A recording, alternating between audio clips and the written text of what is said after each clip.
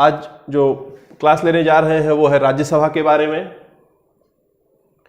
आज राज्यसभा का इंट्रोडक्शन पढ़ेंगे हम लोग। इसमें देखेंगे कि आखिर में राज्यसभा में हमें पढ़ना क्या है, और उसके बाद इसमें देखेंगे कि इसका गठन आखिर में क्यों किया गया है, इसकी संरचना क्या है। आज की क्लास में हम लोग ये जानने का प्रयास करेंगे। ध्यान देंगे, मैं ये बताना चाहूंगा आपको कि कल सुबह 6 बजे से आप लोग ऑनलाइन आएंगे। वहां पर हम जो है लाइव डिस्कशन करेंगे। जो भी क्वेश्चंस आज रात में 9 बजे दिए जाएंगे, यानी कि डेली 9 बजे रात में आपको क्वेश्चन दिए जाएंगे क्विज के, और सुबह 6 बजे उसका डिस्कशन होगा सारे सब्जेक्ट का। ठीक, तो उसमें जो है आप 94 15 583 584 ये इस नंबर पर आप व्हाट्सएप कर सकते हैं, या इसी मोबाइल पर इसी चैनल पर आप इसी वीडियो पर कमेंट भी कर सकते हैं जुड़ने के लिए, तो मैं आपका ग्रुप में जोड़ूंगा। ठीक, तो आइए शुरू करते हैं। राज्यसभा, तो देखिए यहां पर एक चीज है जो समझना है। सबसे पहला सवाल उठता है कि इस सभा का गठन ही क्यों हुआ है। क्लियर? ध्यान देंगे मेरी बात। अगर आपने लोकसभा पढ़ा हुआ है तो आप पैटर्न समझ पाएंगे। लोकसभा पढ़ा हुआ है तो पैटर्न जो समझ में आएगा आपको वो ये कि जब हम किसी सभा के बारे में पढ़ते हैं तो हमेशा 2 चीज जानने का प्रयास करते हैं। पहला तो इस सभा के बारे में, दूसरा इस सभा के अंदर जो लोग हैं उनके बारे में जानने का प्रयास करते हैं। तो सभा एज ए इंस्टीट्यूशन और इसके अंदर जो लोग हैं एज एन इंडिविजुअल। तो सभा जो होगी वो संस्थागत पूरा पढ़ेंगे और फिर व्यक्तिगत पढ़ेंगे। संस्थागत में जो सबसे पहले हमें जानकारी होनी चाहिए वो ये कि आखिर में इस संस्था का गठन क्यों हुआ है, पहली चीज। दूसरी चीज, इस संस्था में कौन से लोग और कैसे लोग आते हैं। तीसरी चीज ये कि इसमें जो लोग आएंगे उनके पास कुछ विशेष अधिकार होगा, तो हमें उसे भी पढ़ना है, विशेषाधिकार जिसे कहते हैं। फिर उसके बाद आएंगे निष्कर्ष पर, मतलब यानी कि जिस उद्देश्य के साथ इसका गठन किया गया था, क्या वो इस उद्देश्य की पूर्ति कर पा रहा है या नहीं कर पा रहा है, उसको हम लोग देखेंगे। ठीक है, तो सबसे पहले यहां पर गठन के बारे में चेक करना है। फिर उसके बाद जब हम ये देख लेंगे संस्थागत, तो व्यक्तिगत देखेंगे, यानी कि इसके अंदर जो एक एक इंसान काम कर रहे हैं वो किस पद पर है, और जिस पद पर है तो उस पद की योग्यता क्या होगी, कौन चुनेगा, कैसे शपथ लेगा, कौन काम करेगा, वो क्या वेतन उसको मिलेगा और कब उसे हटाया जा सकता है। ठीक, पूरी राज्यसभा 2 क्लास में खत्म होगी। आज एक क्लास और अगली। उम्मीद करते हैं कि आप दोनों क्लास में बने रहेंगे, यानी 2 पार्ट में खत्म होगी। ठीक, पार्ट 1 पार्ट 2। तो आज पहला पार्ट है पार्ट 1। तो आइए समझते हैं कि राज्यसभा का गठन ही क्यों हुआ है। ठीक, ये क्वेश्चन क्यों उठ रहा है पहले उसको देखिए, ध्यान दीजिएगा। हमारी जो सरकार है, हमारा जो गवर्नमेंट है, हमारी जो गवर्नमेंट है, कहते हैं कि हमारी गवर्नमेंट डेमोक्रेटिक गवर्नमेंट है, यानी कि लोकतांत्रिक सरकार हमारे यहां है। ठीक, आगे बोलता है यहां एक मतलब कि दुनिया में एक और लोकतंत्र के अलावा एक होता है तानाशाही। हमारे देश में तानाशाही नहीं, क्या है, हमारे देश में लोकतंत्र है। मतलब शासन जो है वो जनता का है। जनता का शासन जो होगा वो 2 तरह से यहां पर डिफाइन होगा। क्लियर? क्या क्या होगा समझिए। बोलता है कि या तो डायरेक्ट शासन होगा, यानी जनता खुद कानून बनाएगी, और नहीं तो जनता अपना प्रतिनिधि चुनेगी कानून बनाने के लिए। हमारे देश में ध्यान दीजिएगा, हमारे देश में यह वाला नियम फॉलो किया जाता है, यानी कि representative form of democratic government, यानी प्रतिनिधियों के रूप वाली लोकतांत्रिक सरकार हमारे देश में है। यानी कानून बनाने का अधिकार जनता के पास था, लेकिन जनता ने अपना अधिकार अपने प्रतिनिधियों को दिया हुआ है। यानी कानून बनाने का अधिकार प्रतिनिधियों के पास है। यहां तक बात समझ में आ रहा है? अब आप देखिए, ध्यान देंगे, ये जनता है, लगभग 130 करोड़ की जनसंख्या हमारे देश में है। इसमें से कुछ कम लोग, लगभग 90 करोड़ लोग ऐसे हैं जो 18 वर्ष से ऊपर के हैं। ये लोग केंद्र में लोकसभा को चुनते हैं और यही लोग राज्य में विधानसभा को चुनते हैं। ध्यान दीजिएगा मेरी बात। बोलता है कानून कौन बनाएगा? बोलता है प्रतिनिधि बनाएगा। कानून प्रतिनिधि बनाएगा। देखिए, जनता ने प्रतिनिधि अपना चुन दिया। किसको? लोकसभा को। तो सवाल उठता है कि जब जनता ने प्रतिनिधि चुन दिया लोकसभा को, तो फिर कानून इसी को अकेले बनाना चाहिए, क्योंकि लिखा भी है कि कानून प्रतिनिधि बनाएगा और जनता ने प्रतिनिधि चुन भी दिया, तो कानून इसको बनाना चाहिए। तो फिर इसके साथ साथ राज्यसभा के साथ साथ अलग से एक और सभा, राज्यसभा का गठन क्यों किया गया, जबकि जनता के प्रतिनिधि पहले से ही वहां पर विद्यमान है? क्यों आखिर में इसका गठन किया गया? क्वेश्चन समझ में आया? जवाब मिलेगा आपको, ध्यान देंगे। इसका नाम राज्यसभा इसलिए है क्योंकि इसको ये विधानसभाएं चुनती हैं, और ये विधानसभा कहां की सभा है? राज्य की सभा है। इसको कौन चुनता है? जनता चुनती है, इसलिए इसे लोकसभा कहा जाता है। लोक माने जनता, लोग डायरेक्ट चुनते हैं इसलिए लोकसभा। और इसे कौन चुनता है?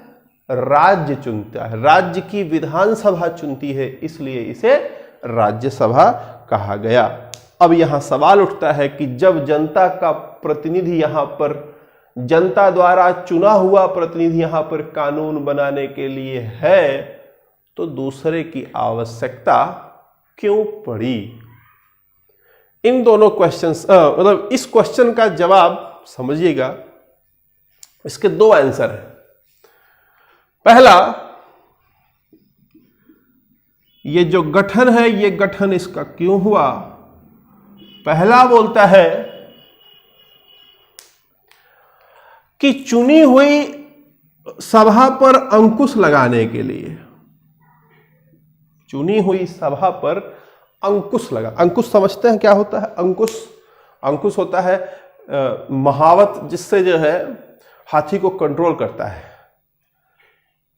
तो कंट्रोल करने के लिए किसको? चुनी हुई सभा को, ये इसको लोकसभा को कंट्रोल करने के लिए। मेरा आपसे सवाल है कि जब कोई व्यक्ति चुनाव लड़ने आता है, मतलब जब चुनाव में खड़ा होता है उसके तब के व्यवहार में, और जब वो चुनाव जीत जाता है उसके बाद वाले व्यवहार में कितना अंतर होता है? क्या वो इंसान चुनाव लड़ते समय और चुनाव जीतने के बाद दोनों ही स्थितियों में क्या उसके व्यवहार बराबर होते हैं? आपको पता होगा, है ना? व्यवहार बदल जाता है। तो कहीं ऐसा ना हो कि जनता ने जिसको चुना है, ये प्रैक्टिकल प्रॉब्लम थी, प्रैक्टिकल प्रॉब्लम है ये, जनता ने जिसको चुना है कहीं वो निरंकुश ना हो जाए, मनमानी ना करने लगे, जनता को ही जो है परेशान ना करने लगे। तो इस पर अंकुश लगाने के पहला उद्देश्य इसका था राज्यसभा के गठन का। यह प्रमुख उद्देश्य नहीं था, यह एक उद्देश्य था। इसका जो प्रमुख उद्देश्य था वो क्या, ध्यान देंगे मेरी बात। हम लोग अपने देश को संघ मानते हैं, है वैसे अर्धसंघ जिसे कहते हैं, क्वाजी फेडरल या आभासी संघ कहते हैं। ध्यान दीजिएगा मेरी बात। बोलता है कि ये जो संघ की कहानी है, संघ में होता क्या है कि शक्तियों का बंटवारा होता है, सेंटर होगा और स्टेट होगा। बोलता है शक्तियों का बंटवारा होता है संघ में। हमारे देश में भी बंटवारा हुआ है, शक्तियां बांटी गई हैं केंद्र और राज्य में। लेकिन प्रॉब्लम यह है हमारे देश में कमजोर राज्य की परिकल्पना की गई है, यानी स्टेट जो है ये कमजोर है और सेंटर जो है वो मजबूत है, स्ट्रांग है। तो ध्यान देंगे मेरी बात, सेंटर पहले से ही स्ट्रांग है, स्टेट पहले से ही वीक है। अब अगर आप ये समझिए ना कि नॉर्मल तौर पे आप देखिए कि जो मजबूत होता है कमजोर को निगल जाता है, बड़ी मछली छोटी मछली को निगल जाती है, ये प्रकृति का नियम है। सोचो तब केंद्र इसको एग्जिस्ट करने देगा? जब तक राज्य केंद्र से जो है अच्छा व्यवहार रहेगा तब तक तो राज्य का अस्तित्व रहेगा, लेकिन जैसे ही कोई विरोध में गया केंद्र उसका अस्तित्व खत्म कर सकता था। क्यों? क्योंकि केंद्र मजबूत। तो अब ऐसा ना हो कि इसका अहित हो, इसलिए एक ऐसी सभा चाहिए जो इनकी सभा हो, इनकी सभा यहां पर हो। बात समझ में आ रहा है? वो सभा जो जाएगी तो इनके द्वारा चुनी जाएगी कोई सभा यहां पर, तो ये जो सभा होगी हमेशा इनकी रक्षा करेगी। समझ पा रहे हैं बात आप? तो देखिए बोलता है कि राज्यसभा का जो गठन है उसके पीछे जो प्रमुख उद्देश्य है वो ये कि राज्यों के हितों की रक्षा करे। चूंकि राज्य द्वारा, इसलिए चुन के राज्य द्वारा जा रहे हैं लोग, राज्य द्वारा सदस्य चुन करके यहां पर जा रहे हैं। बात समझ में आ रहा है? तो देखिए ध्यान देंगे मेरी बात, राज्यसभा का गठन राज्यों के हितों की रक्षा तथा चुनी हुई सभा पर अंकुश लगाने के उद्देश्य से किया गया है। समझ आ गई बात?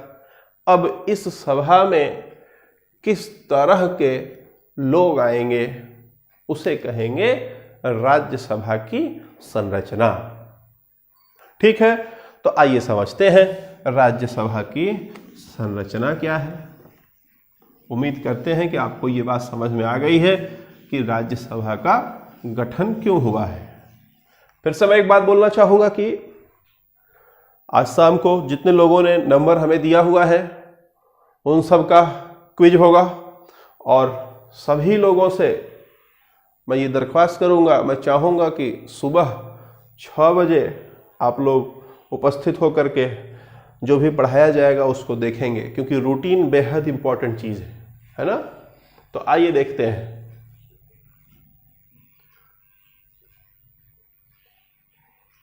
बढ़ते हैं आगे, इसकी संरचना के बारे में देखते हैं। राज्यसभा की संरचना देखते हैं। बोलता है एक तो जो वर्तमान में है और एक जो अधिकतम हो सकता है। बोलता है अधिकतम 250 हो सकते हैं, लेकिन वर्तमान में कितने हैं? बोलता है वर्तमान में 245 है, 245 है। बोलता है ये जो 245 वर्तमान में है, इसमें से बोलता है 233, बोलता है ये 233 राज्यों से चुन करके आएंगे, राज्य इन्हें चुनेगा। बाकी बोलता है जो 12 सदस्य होंगे, बोलता है ये 12 सदस्य ये मनोनीत होंगे राष्ट्रपति द्वारा। कला, साहित्य, सेवा आदि के क्षेत्र में जब ये काफी अच्छा योगदान दिए रहेंगे देश को आगे बढ़ाने में, तो ऐसे लोगों को मनोनीत किया जाता है। क्लियर है? अब यहां पर आपसे क्वेश्चन बनेगा कि अभी इसी समय, इसी साल, अभी जस्ट 15-20 दिन पहले, है ना, किसी का मनोनयन हुआ है, उस पर बड़ा बवाल हुआ है ना, एक जज की बात हो रही है। आप पता करिए और हमें कमेंट करिएगा, बताइएगा कि किस जज की बात हो रही है, ठीक, कि किसका मनोनयन अभी हुआ है। तो ध्यान देंगे अब यहां पर बात समझिए कि अब चूंकि ये जो मनोनयन हुआ है, इस पर बवाल खूब हुआ है इस साल, तो ये इस साल के लिए इंपॉर्टेंट हो जाता है। तो इंपॉर्टेंट क्या हो गया? किस अनुच्छेद के तहत इसे जो है राष्ट्रपति मनोनीत करता है, आधार क्या क्या हो सकते हैं। जब सचिन तेंदुलकर को मनोनीत किया गया था तो बोला गया कि उसमें खेल शामिल नहीं है, तो उस पर एक्सप्लेनेशन दिया कांग्रेस पार्टी ने। उस समय की सरकार ने कहा कि खेल भी एक तरह की कला है, इसलिए इन्हें हम जो है कला के अंतर्गत इनको हम मनोनीत कर रहे हैं। बात समझ में आ रहा है? तो यहां पर आप इसको देखेंगे, ध्यान दीजिएगा, अधिकतम 250 है, तो यहां बोलता है 238 राज्यों से हो सकते हैं एट द मैक्स, और एट द मैक्स 12 मनोनीत हो गए। ठीक, मनोनीत करने का अधिकार राष्ट्रपति के पास होगा। राष्ट्रपति जो भी मनोनयन करेगा वह ऐसा नहीं है कि स्वविवेक का इस्तेमाल करता है, नहीं। ध्यान देंगे, ये जो 12 लोग मनोनीत होंगे, ये 12 लोग ऐसा नहीं है कि इन्हें राष्ट्रपति अपने मन से मनोनीत करता है। देखिए, मनोनीत भले ही इन्हें राष्ट्रपति करेगा, लेकिन राष्ट्रपति को सिफारिश करेगी कौन? काउंसिल ऑफ मिनिस्टर, यानी मंत्री परिषद। मंत्री परिषद सिफारिश करेगी राष्ट्रपति को कि फलाना फलाना को मनोनीत कर दिया जाए, तो राष्ट्रपति उन्हें मनोनीत सदस्य बना देगा। बात समझ में आ रहा है? क्लियर है? तो देश के अंतर्गत जो लोग कुछ विशेष करते हैं, जिसके पास विशेष नॉलेज होता है किसी फील्ड का, उनका देश को फायदा हो सके, इस उद्देश्य के साथ 12 लोगों को यहां पर मनोनीत किया जाता है। क्लियर है? ध्यान देंगे मेरी बात। यहां पर आप ये समझिए कि 233 में से 4 सदस्य यूनियन टेरिटरी से हैं और बाकी 229 राज्यों से हैं, पूर्ण राज्यों से है ना। अब आगे बढ़ते हैं, ध्यान दीजिएगा। यहां पर आप देखिए, जो राज्यसभा का नाम है, राज्यसभा एक है, इसके अलावा इसको और क्या कहा जाता है? देखिए, राज्यसभा को उच्च सदन कहा जाता है, फिर उसके बाद राज्यसभा को ही द्वितीय सदन कहा जाता है। और राज्यसभा को ही, ध्यान देंगे, उच्च सदन, द्वितीय सदन के साथ साथ प्रतिनिधि सदन भी कहा जाता है। क्लियर है? ध्यान देंगे मेरी बात कि राज्यसभा इसलिए कहा जाता है क्योंकि राज्य की सभा चुनती है। उच्च सदन इसलिए कहा जाता है क्योंकि इनकी जो आयु है वो 30 वर्ष न्यूनतम आयु है, जबकि लोकसभा की जो आयु है वो 25 वर्ष है। इनकी आयु कम, इनकी आयु ज्यादा, इसलिए इन्हें उच्च सदन कहा जाता है। ठीक। द्वितीय सदन इसलिए कहा जाता है क्योंकि ये डायरेक्ट जनता द्वारा नहीं चुने जाते हैं। जब आप कोई चीज, देखिए गाड़ी कोई डायरेक्ट आप एजेंसी से खरीदो तो वो फर्स्ट हैंड हो गया, लेकिन आप गाड़ी मतलब हमसे खरीदो तो क्या होगा, वो सेकंड हैंड कहलाएगी। तो यहां पर भी ये द्वितीय सदन कहलाएगा। प्रतिनिधि सदन क्यों? क्योंकि जनता इसे नहीं चुनती है, जनता के प्रतिनिधि चुनते हैं, इसलिए इसे प्रतिनिधि सदन कहा जाता है। क्लियर है? अब एक और पॉइंट जो आपको शुरू करने से पहले जानना आवश्यक है, उसको जानिए। ध्यान देंगे, बोलता है कि राज्यसभा का जो कार्यकाल है वो 6 वर्ष का होता है। राज्यसभा के सदस्यों का कार्यकाल, राज्यसभा का नहीं। राज्यसभा एक ऐसी सभा है जिसे कभी भी न तो भंग किया जा सकता है और न ही विघटित किया जा सकता है। समझिएगा, ध्यान देंगे। एक चीज होता है भंग करना और एक होता है विघटित करना, या यूं कहें समाप्त करना। समझ लो आप, समाप्त करना। देखिए, बात जब करेंगे यहां पर लोकसभा की, तो लोकसभा को समाप्त नहीं किया जा सकता है। क्लियर? खत्म नहीं किया जा सकता है लोकसभा देश से, लेकिन लोकसभा को भंग किया जा सकता है। मतलब अगर लोकसभा है उसे भंग किया जा सकता है।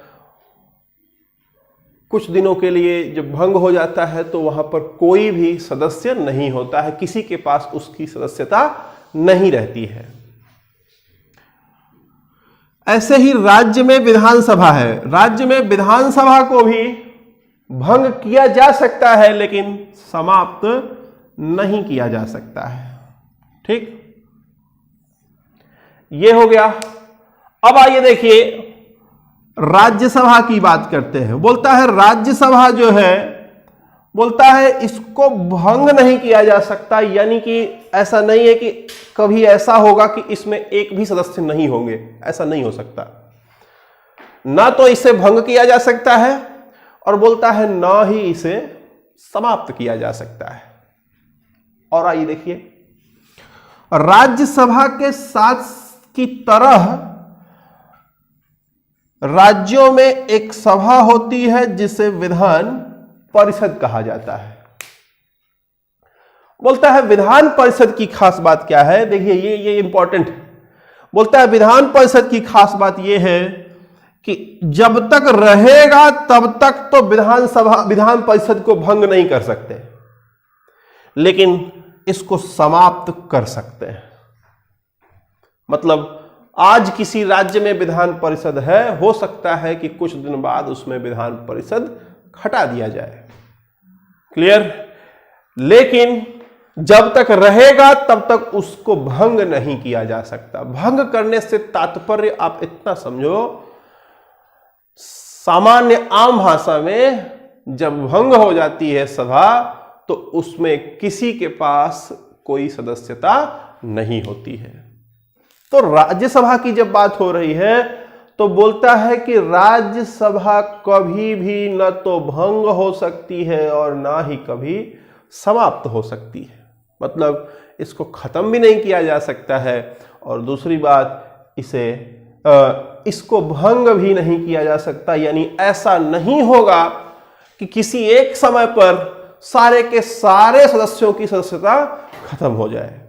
तो होता क्या है, तो ध्यान दीजिए क्या होता है, उसको सुनिए क्या बोलता है। बोलता है कि जो प्रत्येक सदस्य होंगे, बोलता है प्रत्येक सदस्यों का जो कार्यकाल होगा वो 6 वर्ष का होगा। पहली बात, ये पहली लाइन।